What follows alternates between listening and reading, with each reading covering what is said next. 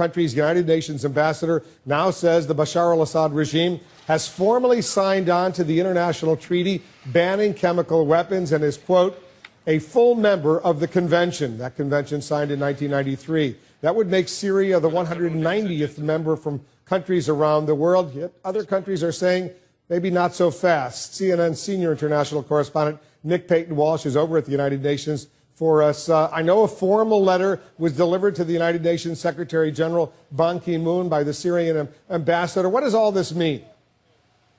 Well, if this goes through, and the remaining steps are for the UN's lawyers to basically look at this letter and be sure that it is what it says it is, a letter of accession to the convention. Once they've ascertained that, then they're in the convention, and quite quickly steps move forward. Within 30 days, it's possible inspectors could look at Syria's chemical weapons stockpile. That's when the treaty comes into force. And then 60 days from now, that's when they have to make the full declaration of all that they have. And then a process continues over the next decade to actually destroy those weapons. I also spoke to the Syrian ambassador here, quite clearly asking him, do you have chemical weapons? Because their suggestions on that have been ambiguous to some degree, or implicit. He was clear, look, we had these as a deterrent from the Israeli nuclear program. So a lot happening here, certainly. But even this 2-month timeline emerging today from the convention, that's going to face problems in simply the practicality of getting inspectors on the ground and getting this process moving during a civil war. That's never happened before.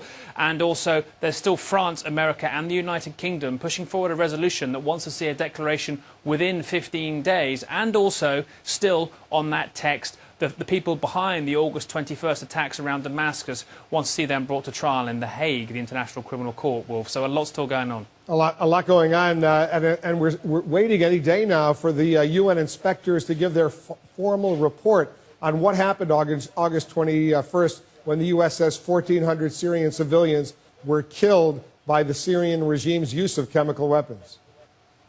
That's right. Monday, everyone's telling me that's when we should see this report. It will be a very detailed document showing basically everything from how the samples came out of the ground to what finally was in them. Now, one Western diplomat is saying to me that this will be able to suggest potentially who was behind it. It's not the UN inspector's mandate to assign blame, but the level of detail they put in this report, this Western diplomat says, may allow some people to draw conclusions of who was behind it. Now, so there are some people speculating that perhaps Syria's move today is preempting this particular report. We have to wait and see quite how that develops, but Monday we'll see this definitive report from the UN, which they say is entirely independent and credible, specifying what was used on the 21st of August and perhaps hinting with enough detail so people can draw conclusions who was behind that.